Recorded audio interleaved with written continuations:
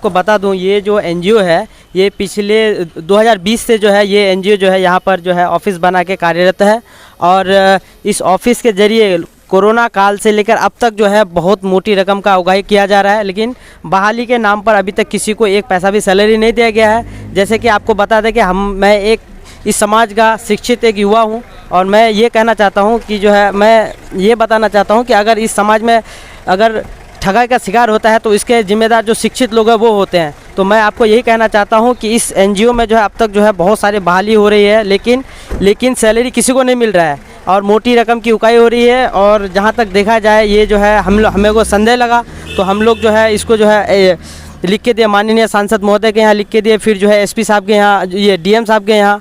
तो जो है आज ये एसडीएम साहब आए, ये लगातार ये इनका दूसरा दिन का दौरा है, जिसमें जो है एसडीएम साहब को जो है कुछ भी जो है नहीं मिली, सारी चीज़ जो है त्रुटियां लग रही हैं।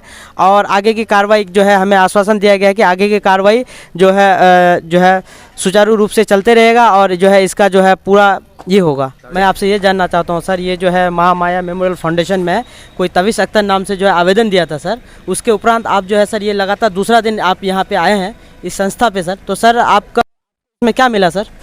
देखिए, पहली बार तो आए थे उस दिन दिवाकर जी थे नहीं, जो यहाँ के इंचार्ज हैं।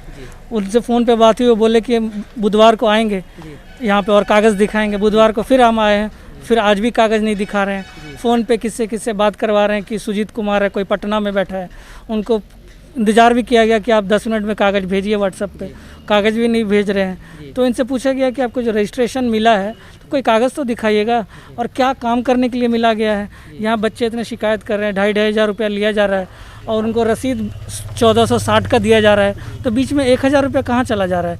इतने गरीब बच्चे पौवा खाली से आते हैं या कहीं दूर ठाकुरगंज से आते हैं या टेढ़ाघाट से आते हैं, तो बच्चे गरीब बच्चे यहाँ के तो ऐसे ही जो कोरोना के कारण रोज़गार के अवसर कम हो गए, ऊपर से आप बच्चों से फ़ीस ले रहे हैं। अभी फ़ीस आपने बढ़ा दिया है, 2050 60 भी कर दिया है, तो वो फ़ीस कैसे देंगे। और वादा करते हैं कि आप उनको काम भी देंगे, लेकिन काम तो अभी तक कोई दिखा नहीं।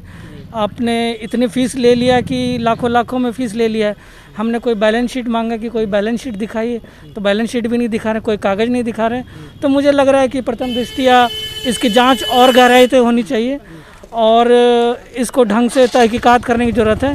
तो ऐसा लग रहा है कि जैसा कंप्लेन आया है, तभी जी ने कंप्लेन किया, उसी कारण हम लोग यहाँ पे आए।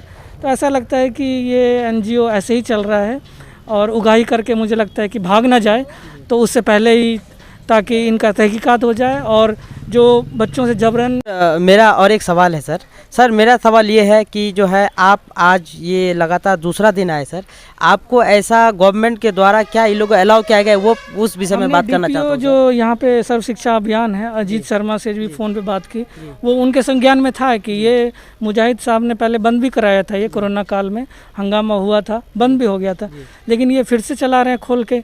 उसके बाद फिर मुझे सूचना मिली और एप्लीकेशन दिया गया, तो फिर हम लोग दोबारा आए हैं। तो बंद हुआ, फिर कैसे खोल लिया, किसने परमिशन दिया, ये भी देखने का विषय है। जी सर। और सर अभी सर कुछ जो है शिकायतकर्ता आए थे सर यहाँ पर, और सर उस दिन भी आए थे सर, जो सर अभी जो है बोल रहे थे कि नहीं इतना पैसा दिए हैं सर, तो सर क्या ये सही है? देखिए, वो लग ही था, तो वो लड़की आई थी अभी पूजा कुमारी, उसके हस्बैंड भी थे साथ में, वो खुद ही बोल रहे थे कि हमने 2,500 रुपया दिया है लड़के को अंदर फीस कटाने के लिए, लेकिन जो रसीद मिलता है वो 1460 का ही मिलता है।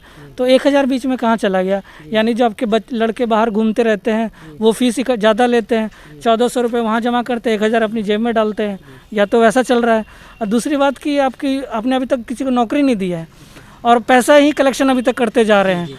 हमने रजिस्टर भी चेक किया, उसमें दिख रहा है कि एक वार्ड से, जैसे पोवा खाली का कोई वार्ड था, उसमें एक वार्ड से 2-2 बच्चों को आपने ऐसे टीचर दिख रहा था कि आपने पैसे लिए, जबकि आपका प्रोस्पेक्टस और एप्लीकेशन दिखता है कि एक ही बच्चे को देना है, एक ही टीचर को हायर करना है। तो ये 2 कैसे कर रहे हैं? ऊपर से आप इतना फीस ले रहे हैं, कोई कागज़ नहीं दिखा रहे ढंग का, तो ये तो उगाही ही चल रहा है, प्रेमा फेसी उगाही ही चल रहा है। क्या कहा जाए इसको? Okay sir. सच की आवाज़ टीवी, सच सबसे